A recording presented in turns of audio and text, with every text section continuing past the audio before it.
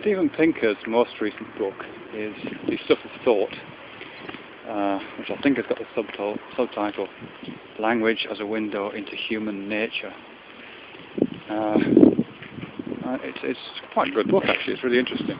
But the idea of that title is that we can find things out about the mind, the non-conscious processing elements of the mind particularly, by looking at the words that we say and the structure of the words that we say, the structure of the sentences we put together, because they reveal something in their correspondence. And he gives examples to do with, he gives examples to do with swearing, for example. There's a great section on swear words and how they feed into, or feed out of, I suppose, certain elements within the mind, and reveal those elements by the way that swearing is used, and also how verbs are used and so on.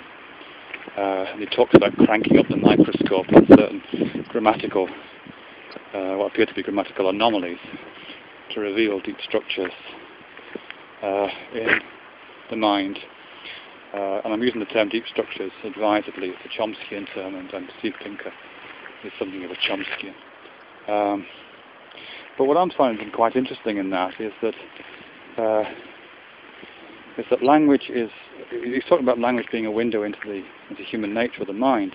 But I think there's also a sense in which language, and implying a correspondence between those things, but there also seems to be a sense in which there's a correspondence between, this doesn't sound so obvious, but language, or the structure of language, and the structure of being in the world, or the structure of action. And the one that springs to my mind is one that I've spoken about before, at least sort of, which is the action, the schematic action, the general abstract gist image schema of source, path, goal, for example. Source, path, goal is a mental schema, a behavioural schema, an action schema. It's something that we do over and over again. So right now I'm walking from one place to another place. I started out at one point, that was the source. I'm going through along a path and will ultimately arrive at my goal. And that schema is repeated in different ways. Different content gets inserted into those elements: the source element, the path element, and the goal element. And it sort of exists as a sort of structuring element in thought, and a structuring element in action. It's a part of the vocabulary of routine behaviour, that pattern. But what's also interesting is, I think, is that it corresponds to the vocabulary of language, at least in a sense it does. Sensible sentences in English tend to be structured around subject-verb-object relations.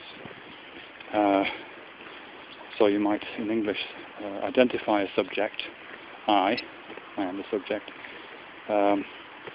talk about a verb, am going, and then put the object at the end of it, which in that sentence would be a location. Home, I am going home. Subject, verb, object correlates with source, path, goal in the action schema. So the schema of the language maps onto the schema of the action as well as onto the schema of thought. I'm not quite sure what that triune relationship would be. In metaphor studies, I guess the primary component, the initiatory component, would be the action, the experience of having this repeated action of starting from a location, moving through space and arriving at another location. And after a while the pattern of that source, path, goal schema would be established in the brain or in the mind, and then would be available for metaphorical use to talk about abstract concepts which can map onto that, but also, I presume, in this sense, would also be available as a linguistic structure which feels intuitively sensible. I don't know if that makes any sense at all, but that's sort of what I'm thinking about.